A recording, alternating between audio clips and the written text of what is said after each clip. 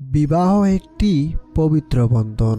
বিয়ে একটি ছেলে ও মেয়ের মধ্যেই সম্পন্ন হয়। এ বিয়ের মাহাত্ম্য অপরিসীম। বিয়ের কথা যখন চলেই এলো, আপনি কি জানেন মুসলমান কেন বোনকে নিকাহ করে? এ বিষয়ে আজকে আমি আলোচনা করব। আপনি জানলে অবাক হবেন। নমস্কার বন্ধুরা, রহস্য হিন্দু টিভির নতুন একটি ভিডিওতে আপনাকে জানাই স্বাগতম। প্রতিনিয়ত শিক্ষণীয় ভিডিও পেতে চ্যানেলটি সাবস্ক্রাইব করে পাশেই থাকুন। বন্ধুরা, আপনি কি জানেন বিবাহ শব্দের অর্থ কি? বিবাহ হলো একটি সামাজিক বন্ধন যেখানে একটি পূর্ণবয়স্ক ছেলে ও মেয়ের মধ্যে ঘনিষ্ঠ ও যৌন সম্পর্কে লিপ্ত হয়। এই বিবাহ নিয়ে অনেক ধর্মে অনেক ভিন্নতা লক্ষ্য করা যায়।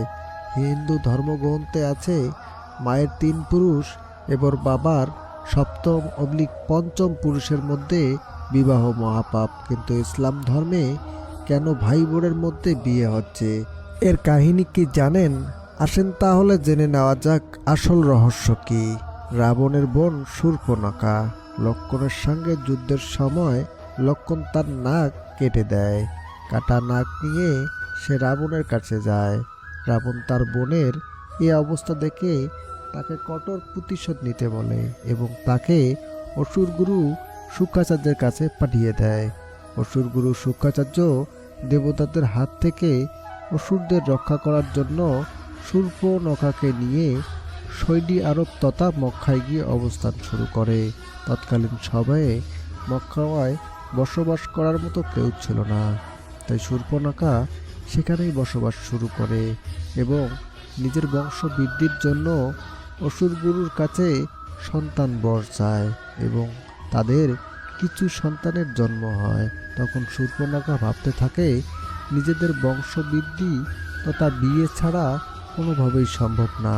তখন সে তার পুত্রকে নিজের কন্যার সঙ্গেই বিয়ে দেয় এবং প্রচুর সন্তান জন্ম দিতে বলে। এভাবে আস্তে আস্তে মক্কা জনবহুল এলাকায় পরিণত হয়।